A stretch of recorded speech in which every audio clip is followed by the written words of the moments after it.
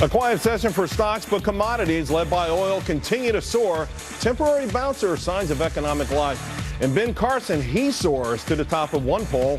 Has Donald Trump peaked, or is he really in it? And is he really in it for the long term? And a politicalization of guns continues as Obama sees his last chance to erase the Second Amendment. Making Money starts right now.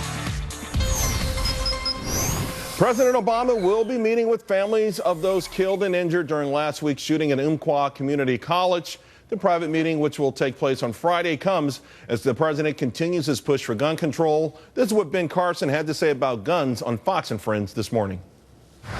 With all of these gun control plans, I'm a very reasonable person. I don't get in the corner and just, stonewall. If you can show me how that's going to stop these things, I'm willing to listen to it. Guns don't kill people. And the Second Amendment is extremely important.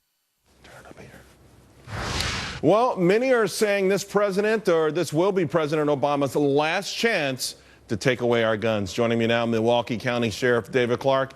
Sheriff Clarke, there's word late today that the Democrats in Congress will also be pushing for some sort of amendment for gun control. Obviously, the president not making any bones about it. He says he will politicize this. He came right out just minutes after the shooting. What's your assessment of this last, perhaps, chance for the president to erase the Second Amendment?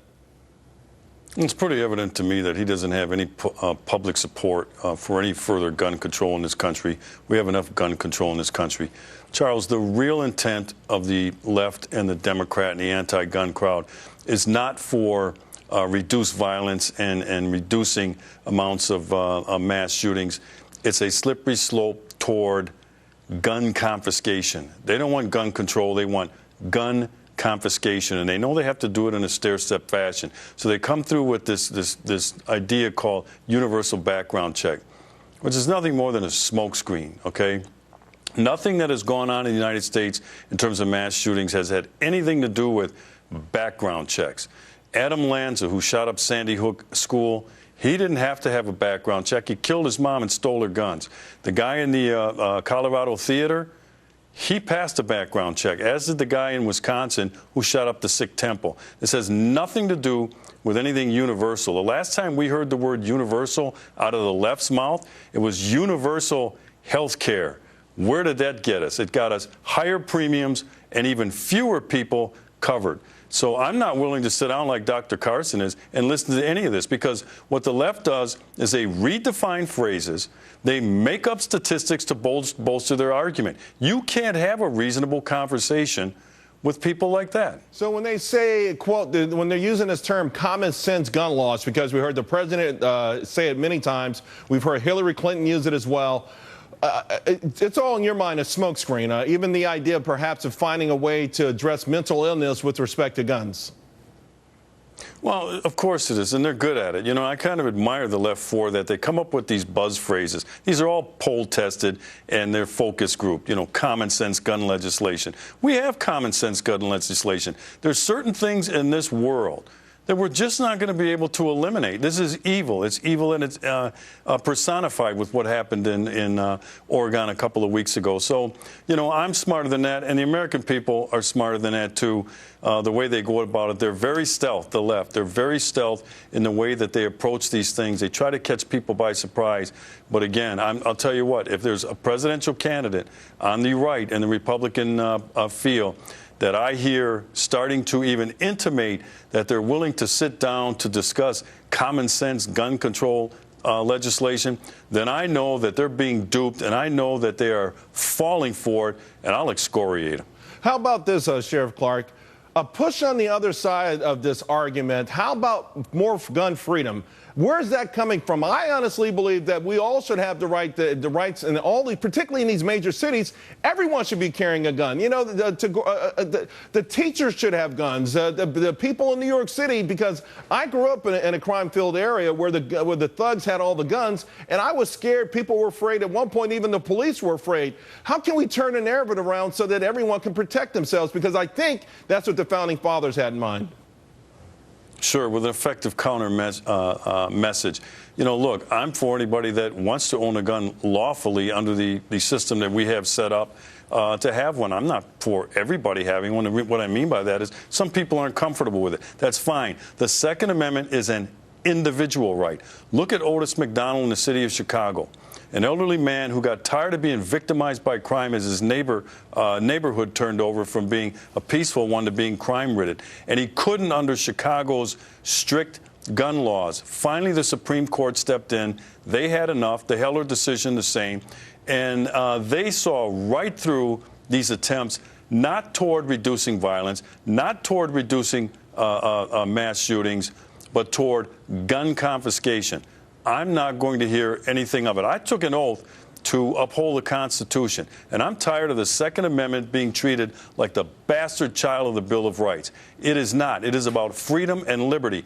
And Charles, you know who knew that as well? Frederick Douglass, abolitionist, and Ida B. Wells, who knew that until black people could share in a Second Amendment right to be able to defend themselves against lynchings and mob killings, the 13th Amendment wasn't going to help them. That's why we needed the 14th Amendment, which then meant that the Second Amendment applied to black people, newly freed slaves. So what do you make now? You just talked about Chicago. In my mind, it's a very apologetic media, mainstream media, and liberal narrative that actually enables or actually fans the sort of mass killing of black on blacks in places like Chicago. How do we change that narrative? How do we get to be some honest shame? Listen, you can't kill another person no matter who they are, but it really sounds really dumb when you kill someone who looks just like you for maybe wearing a red bandana. Well, first of all, people know that you can't kill another human being. If they didn't, they wouldn't flee the scene. And it's the first thing they do after they fire a gun is they run. They run because they know that it's wrong. So what we can do is get rid of this inane idea of sentencing reform, of prison reform, of criminal justice reform, because all that does is normalizes criminal behavior. Who does that hurt? Good law-abiding black people that have to live in these violent, crime-ridden neighborhoods. So that's one way, is to swat that thing down. But by the same time, or at the same time, Charles, stiffer sentences and more certain sentences for people who are involved in gun crimes, those things are tested. Those things will work in terms of better protecting people and of reducing violence in our urban centers. All right, so let's kind of stay on this whole political correctness thing, but shift it a little bit to the antagonistic nature and when it comes to the portrayal of police officers in America. You know, last Friday at Dunkin' Donuts, we're looking right now, a Dunkin' Donuts employee wrote on a cup, by the way, for a police officer's cup of coffee, hashtag Black Lives Matter. The Fraternal Order of Police have called this incident, quote, unacceptable and discouraging. A Dunkin' Donuts spokesperson, they say they're aware of the situation. They've apologized to the officer, but this is where we get, sort of every policeman out there now is deemed a racist, is now deemed someone who does not care or regard all lives equally, and somehow the police have become a menace to society. Yeah, you know, what happened at Dunkin' Donuts and it happened at Arby's and other places, just a lack of respect for authority. A law enforcement officer comes in just to get a sandwich or a cup of coffee, and they have to put up with that sort of nonsense. And then I hear some of these employees saying, well, they were just joking around, or the manager trying to rationalize that pin-headed behavior that the employee was joking around. What if that employee would have said, we don't serve blacks here, or we don't serve gay people here? Would that apology have been accepted? When that happened in Indiana at that pizza place, and they just insinuated they wouldn't do it, and that bakery in Oregon, the business was shut down. And in fact, the government stepped in to shut it down. So I'm not going to, I don't want to make too big a deal about this sort of thing, because cops have big shoulders. But most businesses in America want the police to stop in. The reason is it deters holdups and it deters rowdy behavior by some of their clientele in some of these restaurants. So, I tell cops, there's plenty of places, Speedway gas stations. You find some local diner who would be more than welcome to have you come in for a fresh cup of coffee. This is a black eye on Dunkin' Donuts as far as I'm concerned. A better headline for them would have been, Dunkin' Donuts fires employee for harassing the police officer, instead of Dunkin' Donuts denies service to a law enforcement officer. And by the way, I don't think this employee has been fired, and the guy you referred to, Arby's, I don't think that person has been fired either. And I think both incidences, at least from the corporate level, are going to be swept under the rug. But I do believe, and I know police have big shoulders, but I do believe that this is central to what's happening in this country. If we don't have respect for law enforcement officers, And I just think that these guys are proxies for a larger narrative out there that's resonating, particularly with young people. It's going to make it difficult to have the kind of peaceful backdrop we need for all of us to prosper. Sure, and people understand and people know that, and that's why they're engaging in this sort of behavior. This would have been unthinkable 5 years ago, 10 years ago. It's not something that we've never seen before. There's always been a certain segment of the population, usually the criminal element. You know, there's been disrespect of law enforcement, not the average person or some employee working inside a business. It does discourage it, but what it tells me is people know that is open season on law enforcement officers. You can do anything and say anything to them that you want with impunity.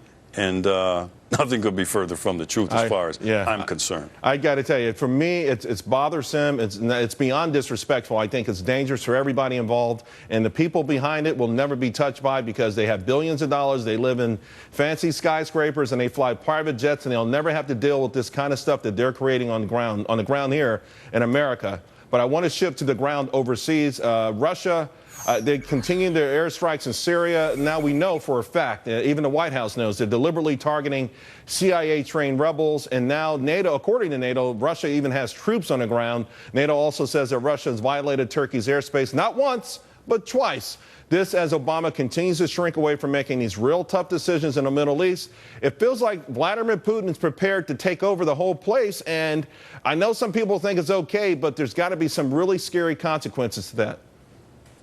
Well, it's pretty obvious that America has to assert itself in areas of the world, and we may not want to, but we have to play that leadership role. And when we don't, under the Obama foreign policy doctrine, which has been a disaster, by the way, a vacuum has been created, a vacuum that has been filled by Vladimir Putin and Russia, who's been more than happy to do that. Anytime the Soviets or Russia gets into the Middle East and starts teaming up with adversaries of ours, it is not a good thing. Look, Vladimir Putin, former KGB officer, he understands the art of deception and how an important role that plays in terms of spies. He's running circles around Obama right now. Remember when Obama made that famous statement, the mic was on, he said, tell Vladimir I'll have to wait till after the election and then I'll have more flexibility. Well, he's showing that now.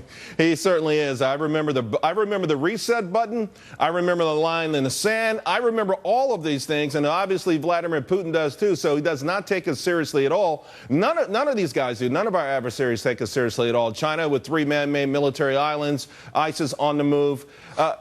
We saw in a microcosm in Baltimore when the police were told to stand down what happens to disarray. Essentially what we're telling our own military and our allies around the world is we're going to stand down, and now we're seeing the same kind of result, but on a much more grave consequence. It's going to have severe consequences, not only for the United States, but for the rest of the world moving forward here. I can't wait for another 14 months when we have a new commander-in-chief. Let's just make sure we have the right one, and the United States can reassert itself as a world leader. David That's Clark, what we are. Sheriff Clark, what would be the first thing a new commander-in-chief should do to let the world know? I mean, we know when Ronald Reagan came in, Iran blinked. They released the hostages. They knew he was not playing around. What's the very first thing that our new commander-in-chief should do to let the world know there's a new sheriff in town? First of all, we have to rebuild the military. All right, they've suffered severe cuts. We don't have that military superiority like we used to have. And then you have to build up the morale of the military and make sure if you're going to send them into harm's way, and these soldiers have volunteered to go, but if you're going to send them into harm's way, you are going to give them the authority that they need. You're going to give them the resources that they need to complete a mission successfully. And right now, I believe that many of the soldiers don't even know what the mission is. Yeah, you know what? Rebuild the military is job one. I agree with you 1,000%. I'd like to see us fight one of these wars with the intent on actually winning it and not trying to win the public relations battle. Sheriff Clark, thank you very much. Really appreciate it. Charles, my pleasure. Thanks.